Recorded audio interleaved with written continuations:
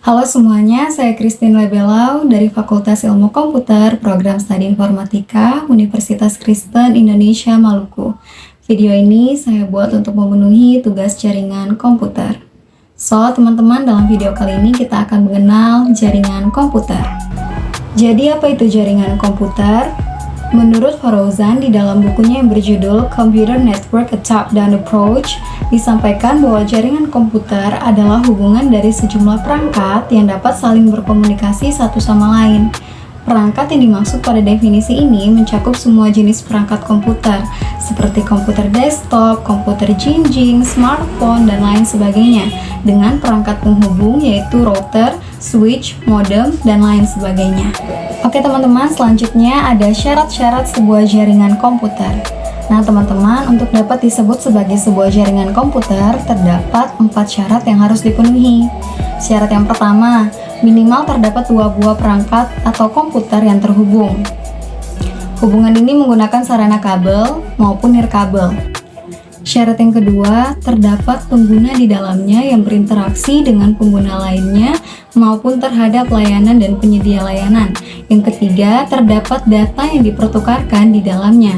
Selain data juga terdapat konten maupun informasi. Yang keempat, terdapat pemakaian secara bersama-sama atau sharing terhadap perangkat keras, hardware, dan perangkat lunak, software.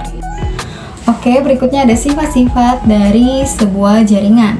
Yang pertama ada scalability. Scalability memiliki arti kemampuan untuk dapat diskalakan. Ini berarti bahwa jaringan komputer dapat diskalakan, diukur, atau disesuaikan dengan kebutuhan pengguna jaringan komputer.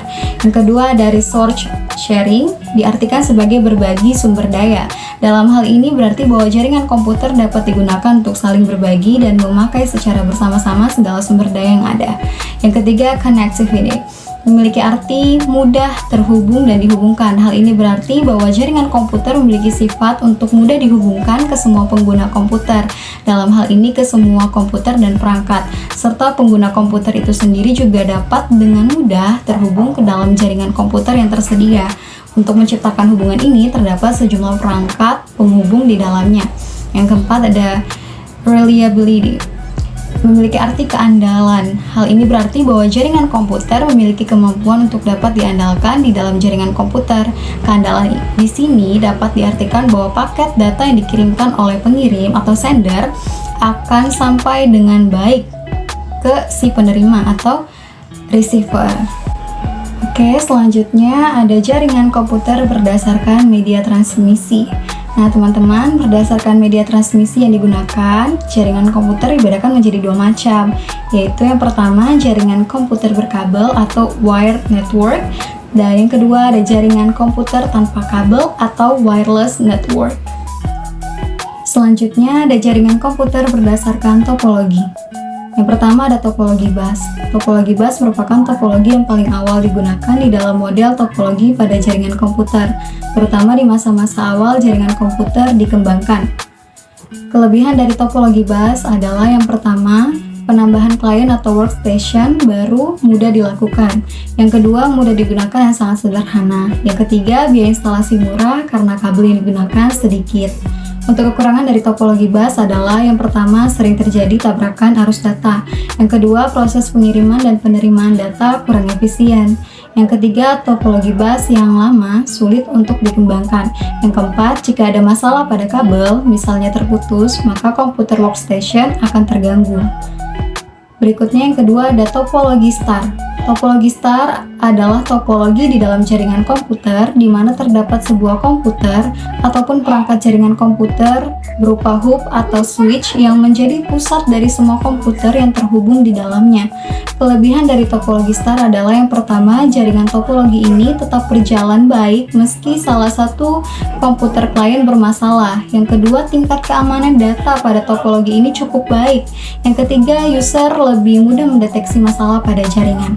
Untuk kekurangan dari topologi star yaitu yang pertama, topologi ini terhitung mahal karena menggunakan cukup banyak kabel. Yang kedua, seluruh komputer dalam jaringan ini akan bermasalah jika hub atau switch mengalami masalah.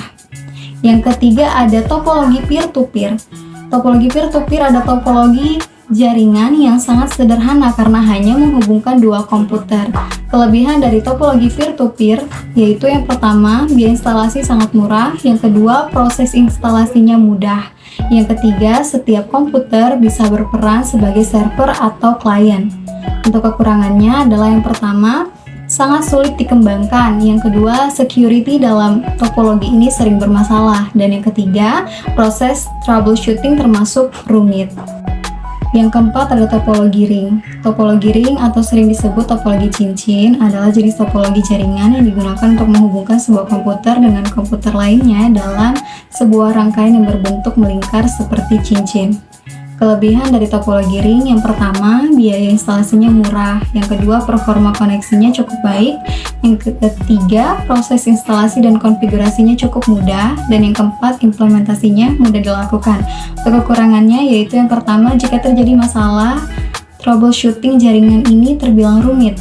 Dan yang kedua, sangat rentan terjadi tabrakan arus data. Yang ketiga, jika salah satu koneksi bermasalah, koneksi pada jaringan akan terputus.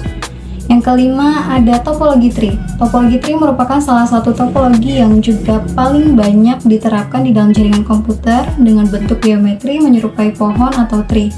Kelebihan topologi tree yaitu dapat dan mudah dikembangkan menjadi topologi jaringan yang lebih luas. Kemudian susunan topologi ini terpusat secara hierarki sehingga pengaturan data menjadi lebih mudah. Untuk kekurangannya yaitu yang pertama, memiliki kinerja jaringan yang lambat. Dua, penggunaan kabel yang sangat banyak sehingga biaya instalasinya mahal. Yang ketiga, kabel backbone merupakan sentral dari topologi ini. Yang keempat, bila komputer bagian atas bermasalah, maka komputer bagian bawah juga akan bermasalah. Yang terakhir ada topologi mesh. Topologi mesh adalah salah satu jenis topologi pada jaringan komputer yang menghubungkan semua komputer secara fully connected. Topologi mesh merupakan topologi yang paling kompleks dan paling banyak digunakan pada penyedia layanan akses internet. Jenis koneksi pada topologi mesh terdiri dari dua jenis topologi, yaitu yang pertama topologi mesh fully connected. Ciri utamanya yaitu semua komputer di dalamnya saling terhubung satu sama lain secara penuh atau fully connected. Yang kedua, topologi mesh partial connected.